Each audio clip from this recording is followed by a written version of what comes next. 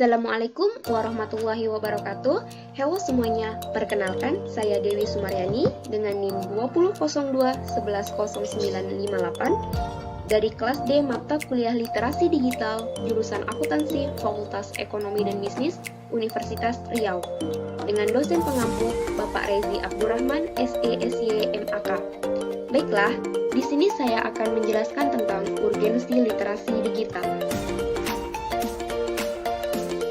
Sebelum kita mengetahui apa itu literasi digital, sebaiknya kita mengetahui sejarah dari literasi digital tersebut. Istilah literasi digital pernah digunakan pada tahun 1980-an. Secara umum, bermakna kemampuan untuk berhubungan dengan informasi hipertekstual dalam arti membaca non-sekuensial atau non-urutan berbentukan komputer. Istilah literasi digital mulai populer sekitar tahun 2005. Istilah literasi digital menunjukkan konsep yang luas yang menautkan bersama-sama berbagai literasi yang relevan serta literasi berbasis kompetensi dan keterampilan teknologi komunikasi. Namun, menekankan pada kemampuan evaluasi informasi yang lebih lunak dan serangkaian pengetahuan bersama-sama pemahaman dan sikap. Literasi digital mencakup pemahaman tentang web dan mesin pencari. Pemakai memahami bahwa tidak semua informasi yang tersedia di web memiliki kualitas yang sama. Dengan demikian, pemakai lambat laun dapat mengenali situs web mana yang handal serta situs web mana yang tidak dapat dipercaya. Pengertian literasi digital.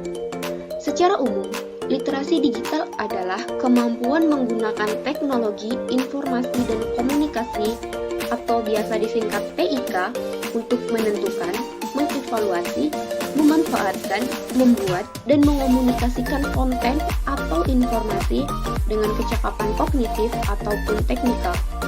Setiap individu perlu memahami bahwa literasi digital merupakan hal yang penting yang dibutuhkan untuk dapat berpartisipasi di dunia modern seperti sekarang ini. Literasi digital sama pentingnya dengan membaca, menulis, berhitung, dan disiplin ilmu lainnya.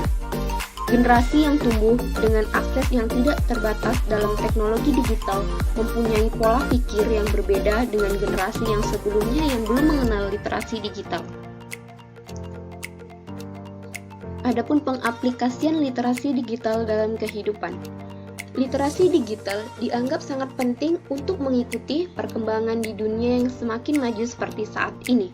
Selain itu, dengan adanya literasi digital, diharapkan masyarakat pengguna internet selalu bertanggung jawab atas informasi yang mereka peroleh, termasuk di dalamnya menjaga keamanan data dan privasi mereka di internet. Manfaat dari literasi digital. Yang pertama yaitu menghemat waktu, yaitu dengan mencari referensi di internet dapat dilakukan di mana saja dan kapan saja. Yang kedua, lebih hemat biaya, karena banyak web atau aplikasi gratis di internet yang menawarkan diskon, sehingga kita tidak perlu mengeluarkan banyak uang untuk memperoleh sebuah informasi. Yang ketiga, memperluas jaringan, menambah teman baru dari berbagai wilayah dan negara melalui media sosial tanpa melihat letak geografis. Yang keempat, membuat keputusan yang lebih baik dengan mencari tahu dan membandingkan harga sebuah produk melalui internet sehingga kita tidak mudah tertipu. Yang kelima, belajar lebih cepat dan efisien dengan mencari kata tertentu menggunakan aplikasi Kamus Besar Bahasa Indonesia atau yang disingkat dengan KBBI secara daring. Yang keenam, memperoleh informasi terkini dengan cepat, seperti mengetahui kondisi lalu lintas. Yang ketujuh, ramah lingkungan, menghemat kertas dengan menggunakan aplikasi online ataupun buku-buku online. Yang kedelapan, memperkaya keterampilan dengan membuat percobaan sains dengan melihat tutorial yang ada di internet. Melihat banyaknya manfaat dari literasi digital, tentunya mendorong pemerintah untuk mengajarkan kepada masyarakat. Literasi digital itu mulai dari masyarakat perkotaan hingga pedesaan. Adapun kegiatan literasi digital yang pertama dilakukan di sekolah yaitu menyediakan kelas virtual, sehingga siswa dapat belajar di mana saja dan kapan saja. Apalagi pada saat pandemi sekarang ini, kelas virtual adalah metode pembelajaran yang dianggap paling efektif. Yang kedua, berkomunikasi antar warga sekolah dengan menggunakan teknologi digital seperti email dan media sosial lainnya. Yang ketiga, pengarsipan digital. Pengarsipan tidak hanya dilakukan dengan hard file atau file yang telah dicetak, tetapi juga harus menggunakan soft file dengan bantuan literasi digital untuk menghindari hal-hal yang tidak diinginkan. Yang keempat, aplikasi ujian online. Pada saat ini sudah banyak sekolah-sekolah yang menggunakan aplikasi ujian online ini. Selanjutnya yaitu kegiatan literasi digital di rumah. Yang pertama, membuat dokumentasi keluarga dengan cara foto dan video. Yang kedua, menjelajahi atau browsing informasi di internet bersama anggota keluarga. Yang ketiga, menonton film di internet. Yang keempat, memasak dengan menggunakan tutorial resep dari internet. Banyak tutorial-tutorial yang disajikan di aplikasi YouTube, TikTok, Instagram, Facebook, dan lainnya. Selanjutnya, kegiatan literasi digital di masyarakat. Yang pertama yaitu media sosial untuk meningkatkan usaha dan kewirausahaan, seperti dengan menjual produk usaha melalui media online. Yang kedua, penggalangan dana sosial. Yang ketiga, menggunakan petisi daring atau online untuk kontrol sosial. Yang keempat, mencari pekerjaan. Karena pada saat ini banyak perusahaan-perusahaan yang memberitahukan bahwa mereka sedang mencari pekerja melalui media online.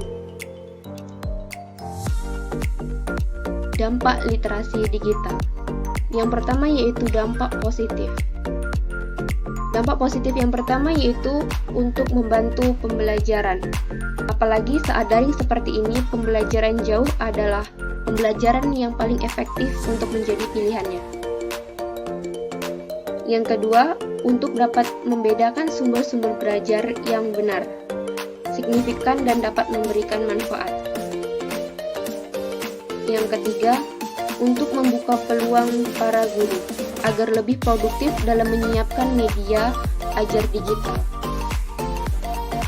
Yang keempat, mempermudah dalam mengakses informasi dalam waktu yang singkat dan di mana saja tanpa batasan waktu. Selain dampak positif, literasi digital juga memiliki dampak negatif.